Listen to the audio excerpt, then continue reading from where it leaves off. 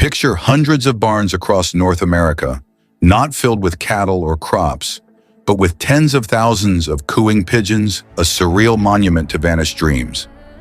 This was the sprawling, feathery empire of Arlan Galbraith, a man who convinced over 1,000 farmers that the secret to saving their family land was to be found in the wings of a bird.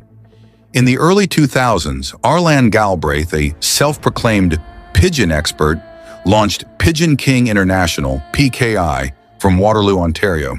He targeted farmers, particularly within close-knit Mennonite and Amish communities, selling them a powerful and emotionally charged narrative. He was building a revolutionary meat industry, and they could be its cornerstone.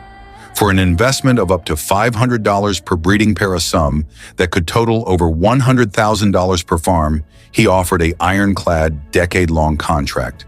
He promised to buy back every single offspring for about $50 each, guaranteeing annual incomes in the hundreds of thousands and a financial lifeline for struggling families. Farmers, desperate for stability, converted pig barns and dairy sheds. They invested their life savings, took out bank loans, and built new structures, mesmerized by the reliable monthly checks that initially arrived.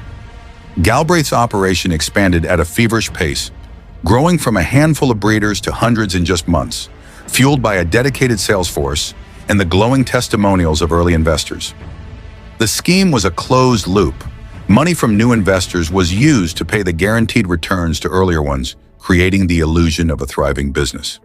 All the while, Galbraith spun grand visions of processing plants and a future where pigeon meat would replace chicken, despite the utter lack of any real commercial market for the birds. The entire delicate structure depended on an endless supply of new believers. The shocking truth, revealed when a former salesman finally confronted Galbraith, was brutally simple.